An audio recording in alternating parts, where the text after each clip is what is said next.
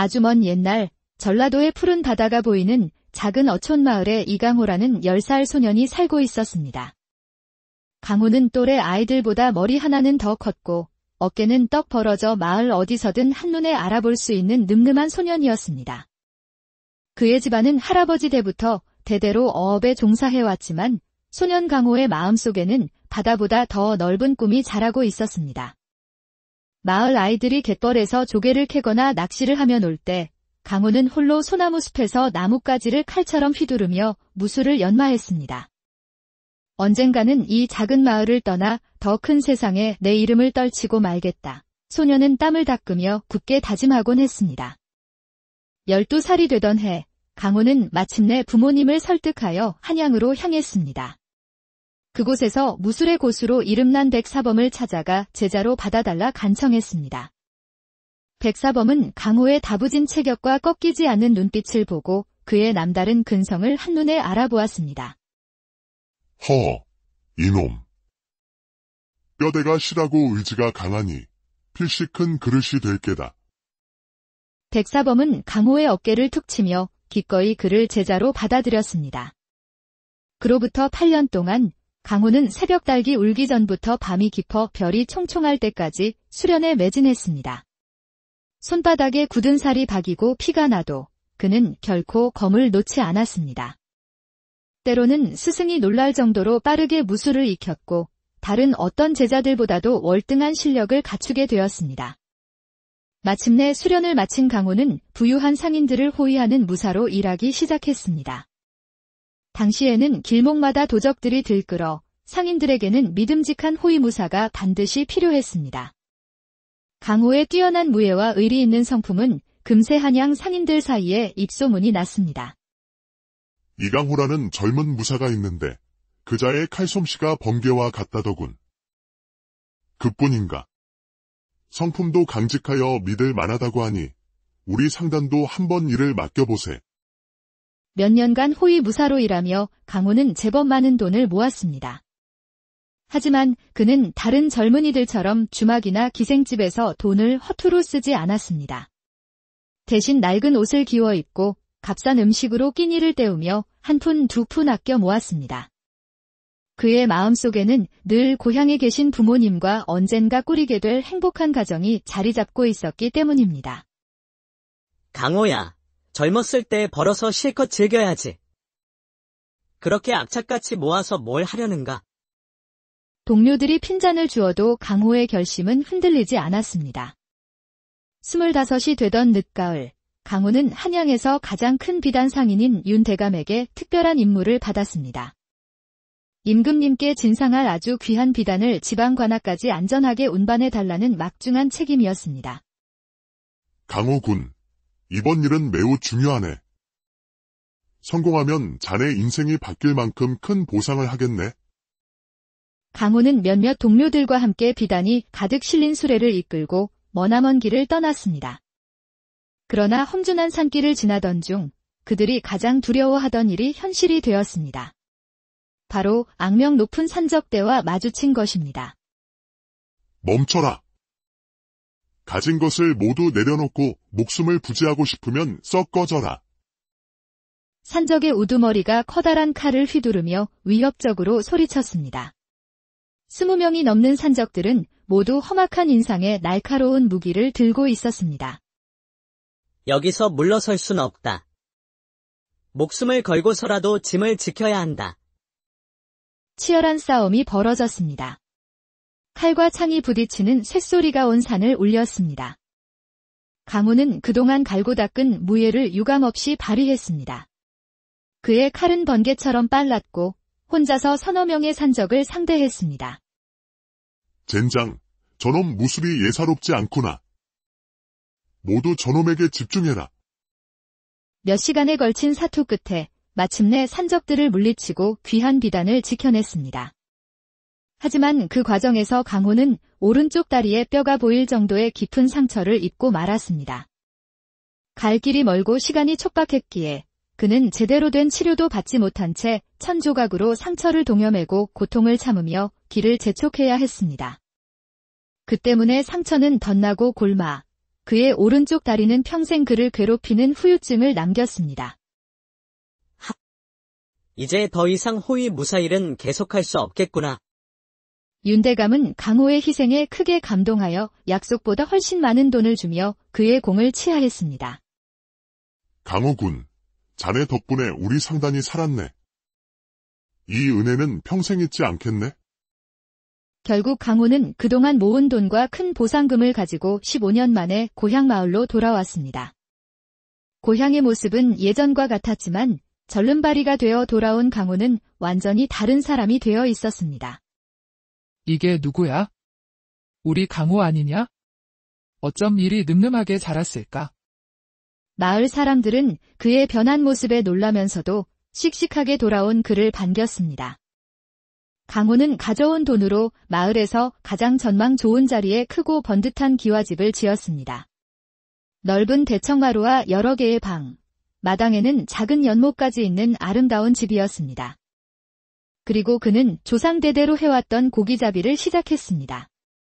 비록 다리는 불편했지만 배 위에서의 일은 주로 서거나 앉아서 했기에 큰 문제가 되지 않았습니다. 그는 누구보다 성실했습니다. 새벽 4시면 일어나 바다로 나갔고 해가 질 때까지 쉬지 않고 그물을 던졌습니다. 또한 호위 무사 시절의 경험 덕분에 바람의 방향과 구름의 움직임만 보고도 고기가 모이는 곳을 귀신같이 찾아냈습니다. 강호는 꼭 바다의 신이 돕는 것 같아. 저런 젊은이가 있어야 우리 마을이 살아난다니까? 덕분에 강호는 1년도 채 안 되어 마을에서 가장 큰 부자가 되었습니다. 하지만 그는 부자가 되었다고 거만해지지 않았습니다. 오히려 어려운 이웃들을 더욱 살뜰히 챙기고 도왔습니다. 가난한 집에는 쌀과 생선을 나누어주고 겨울이면 땔감까지 마련해 주었습니다. 마을 사람들은 모두 그를 칭송했습니다. 강호 총각 덕분에 우리가 굶지 않고 산다네. 참으로 고마운 사람이야. 강호가 26살이 되던 봄, 마을의 큰 어른인 최영감이 그를 찾아왔습니다. 강호야, 내가 벌써 26이구나. 너처럼 훌륭한 총각에게 꼭 어울리는 처자를 소개해주고 싶구나. 그 여인의 이름은 연화였습니다. 함경도 지방에서 흉년과 난리를 피해 남쪽으로 피난 온 처녀였습니다. 피난길에 부모님을 잃고 홀로 된 가엾은 신세였지만 19살의 연화는 이름처럼 연꽃같이 아름답고 고왔습니다.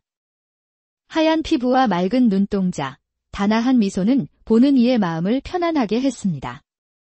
하지만 그녀의 진짜 매력은 따뜻하고 온화한 성품에 있었습니다.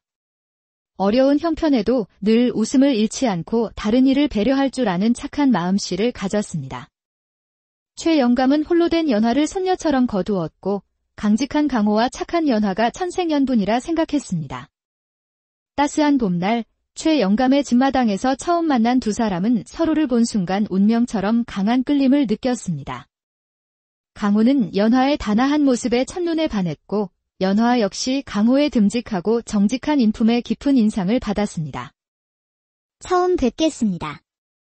할아버님께 좋은 말씀 많이 들었습니다. 저야말로 할아버님께서 좋은 분을 소개해 주신다 하여 아가씨를 기다리고 있었습니다. 몇 번의 만남을 통해 두 사람은 깊이 사랑하게 되었고 마침내 마을 사람들 모두의 축복 속에서 혼례를 올렸습니다. 신혼생활은 꿀처럼 달콤했습니다. 강호는 아내를 위해 더욱 열심히 일했고 연화는 남편이 돌아오기만을 기다리며 정성껏 살림을 돌보았습니다. 저녁이면 마루에 앉아 서로의 어깨를 주물러주며 도란도란 이야기를 나누는 것이 세상 가장 큰 행복이었습니다. 연아야, 당신과 함께라면 어떤 어려움도 이겨낼 수 있을 것 같소. 여보, 저도 당신과 함께라면 세상 어디든 두렵지 않아요. 강호는 곧 태어날 아이들을 위해 때로는 열흘씩 먼 바다로 나가 큰 고기를 잡아오기도 했습니다. 그렇게 행복한 나날이 계속되던 어느 날 저녁, 이상한 일이 일어나기 시작했습니다. 그날도 만선으로 의기양양하게 집으로 돌아오던 강호는 마을 사람들의 분위기가 평소와 다르다는 것을 느꼈습니다. 어이, 강호. 오늘도 수고했네? 어서 집에 가서 쉬게나. 사람들은 그를 보며 안쓰럽다는 듯 동정하거나 무언가를 숨기려는 듯 어색하게 웃었습니다. 그가 지나가면 뒤에서 수군거리는 소리도 들렸습니다. 쯧쯧, 가엾은 강호. 참 안 됐어. 그런 일이 다 있다니. 강호는 찜찜한 마음을 안고 집으로 향하던 중 길목에서 최 영감을 만났습니다. 최 영감은 마치 귀신이라도 본 듯한 표정으로 강호를 보더니 다급하게 그의 팔을 이끌었습니다. 강호야. 벌써 돌아왔구나. 집에 바로 가지 말고 우리 집에 잠깐 들르거라. 자네에게 꼭 해야 할 말이 있다. 최 영감의 목소리는 무겁고 심각하게 떨리고 있었습니다. 강호의 마음에도 불안감이 스며들기 시작했습니다. 최 영감의 집에 도착하자 그는 한참을 망설이다 무거운 한숨과 함께 입을 열었습니다. 수호야. 이 늙은이가 차마 입에 담기 힘든 말이지만 자네가 웃음거리가 되는 것을 보고만 있을 수는 없구나. 최 영감은 떨리는 목소리로 강호가 바다에 나간 사이 그의 집에서 낯선 사내의 목소리가 들렸고 잠시 후 사람만 한 갈색 개가 뛰쳐나오는 것을 보았다고 말했습니다. 잠시 후 강호는 자신의 집 대문을 거칠게 밀어젖혔습니다. 마당에서 저녁 준비를 하던 연화가 남편을 보고 환한 미소로 달려나왔습니다. 여보, 돌아오셨어요. 오늘은 일찍 오셨네요. 하지만 강호는 분노로 타오르는 눈으로 아내를 노려보았습니다. 그 아름다운 얼굴 뒤에 배신이 숨어 있었다는 사실에 피가 거꾸로 솟는 것 같았습니다. 당신이 지금 나를 보고 웃을 수 있어. 여보, 무슨 일이세요? 얼굴이 왜 그렇게... 내가 없는 사이에 무슨 짓을 했는지 모를 줄 아시오? 온 마을 사람들이 다 아는 일을. 연화의 얼굴이 새하얗게 질렸습니다. 여보, 대체 무슨 말씀을 하시는 거예요? 저는 아무 짓도... 아직도 모르는 척하는 거요. 최 영감 어르신께서 직접 보셨다는데 다른 사내와 함께 있었다면서. 아니에요, 여보. 그건 오해예요. 그날 밤 오신 분은 바로 당신이었어요. 말도 안 되는 소리. 그때 나는 망망대해 한가운데에 있었소. 분노와 절망감에 휩싸인 강호는 품에서 이혼서를 꺼내 아내의 얼굴에 던졌습니다. 이제 끝이요. 나는 당신 같은 부정한 여자와 단 하루도 같이 살 수 없소. 여보, 안 돼요. 저는 정말 아무 잘못이 없어요. 제발. 하지만 강호의 마음은 이미 굳게 닫혀 있었습니다. 연화는 더 이상 변명하지 않고 눈물을 흘리며 짐도 챙기지 않은 채 집을 나섰습니다. 아내가 떠난 후 강호는 깊은 절망에 빠져 매일 밤 술로 괴로움을 달랬습니다. 며칠이 지난 어느 저녁, 술에 취해 마당에서 비틀거리던 강호의 눈앞에 믿을 수 없는 광경이 펼쳐졌습니다. 연화가 마당으로 들어오고 있었습니다. 그리고 그녀의 뒤에는 긴 수염의 도포를 입은 신비로운 기운을 풍기는 한 도사가 서 있었습니다. 이복의 젊은이, 나는 천하를 유람하며 수행하는 도사라네. 며칠 전 벼랑에서 이 부인이 목숨을 끊으려 하는 것을 보고 구해주었네. 사연을 들어보니 아무래도 보통 일이 아닌 듯하여 직접 와서 살펴보고 싶네. 집안을 좀 둘러봐도 되겠는가? 강호는 반신반의하며 도사를 집 안으로 안내했습니다. 도사는 집안 구석구석을 살피더니 방 한 구석에서 시든 꽃 몇 송이를 발견했습니다. 아, 역시 그랬군. 이것은 미오카라는 꽃일세. 이 꽃의 향을 맡으면 정신이 혼미해져 헛것을 보게 되지. 헛것이라니요. 이 향을 맡으면 눈앞에 누가 있든 자신이 가장 사랑하는 사람으로 보이게 되는 걸세. 이 부인이 그날 밤 자네를 보았다고 한 것도 바로 이 꽃 때문일 것이야.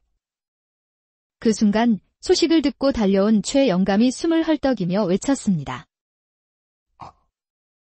그래서 그날 밤, 그 집에서 사람만 한 갈색 개가 뛰쳐나온 거였구나. 그 말을 들은 도사의 눈이 번뜩였습니다. 이상하다 했지. 며칠 전 산에서 어떤 사내가 개의 가죽을 벗고 있는 것을 보았는데 개의 가죽이라고요? 그렇다네. 그 남자는 키가 보통이고 왼쪽 뺨에 큰 점이 있으며 왼쪽 눈썹 위에 흉터가 있었네. 그 설명을 듣는 순간 강호의 얼굴이 돌처럼 굳어졌습니다. 그놈은 혹시 석두가 아닙니까? 석두는 마을 입구에 사는 자로 강호가 친동생처럼 여기며 늘 도와주던 사람이었습니다. 당장 가서 확인해 봐야겠습니다. 강호는 마을의 건장한 청년 몇몇과 함께 석두의 집으로 달려갔습니다. 갑자기 들이닥친 사람들의 놀란 석두를 제압하고 집안을 뒤지자 다락 구석에서 갈색 개가죽으로 만든 옷이 발견되었습니다. 이게 무슨 짓이야? 왜들 이러는 갠가? 이게 뭐냐? 내 놈이 정녕 짐승만도 못한 짓을 저질렀구나. 석두의 얼굴이 새하얗게 변했습니다. 모든 것이 들통났음을 깨달은 그는 떨리는 목소리로 모든 것을 자백했습니다. 나는 강호가 큰 집을 짓고 아름다운 아내와 행복하게 사는 모습이 너무나 부러웠다. 그를 도와주는 것도 고마웠지만 한편으로는 비참했어. 그래서 강호가 바다에 나간 틈을 타 미호카를 구해 이를 꾸몄다. 혹시 누가 볼까봐 개가죽으로 변장까지 하고. 석두의 자백을 들은 마을 사람들은 분노로 들끓었습니다. 은혜를 원수로 갚은 그의 비열함에 치를 떨었습니다. 사람들은 석두를 마을 밖으로 내쫓았습니다. 그는 다른 마을을 떠돌다 그해 겨울, 추위와 굶주림 속에서 쓸쓸히 죽음을 맞이했습니다. 모든 진실이 밝혀진 후 강호는 연화에게 무릎을 꿇고 진심으로 사죄했습니다. 연아야, 미안하오. 내가 어리석어 당신을 의심했어. 나를 용서해 주시오. 연화는 눈물을 흘리며 남편을 일으켜 세웠습니다. 여보, 괜찮아요. 이제 모든 오해가 풀렸으니 우리 다시 행복하게 살아요. 두 사람은 서로를 부둥켜 안고 한참을 울었습니다. 그 눈물과 함께 그동안의 모든 오해와 고통이 씻겨 내려가는 듯 했습니다. 이 힘든 시련을 함께 겪으며 두 사람의 사랑은 더욱 깊고 단단해졌습니다. 강호와 연화는 도사에게 깊은 감사를 표했습니다. 도사님 덕분에 저희가 다시 행복을 찾을 수 있었습니다. 이 은혜를 어찌 갚아야 할지 모르겠습니다. 나는 그저 진실을 밝혔을 뿐일세. 진정한 사랑은 어떤 시련도 이겨낼 수 있다는 것을 자네들이 보여준 것이야. 도사는 미소를 남기고 호련히 다시 길을 떠났습니다. 그 후로 강호와 연화는 오래오래 행복하게 살았습니다.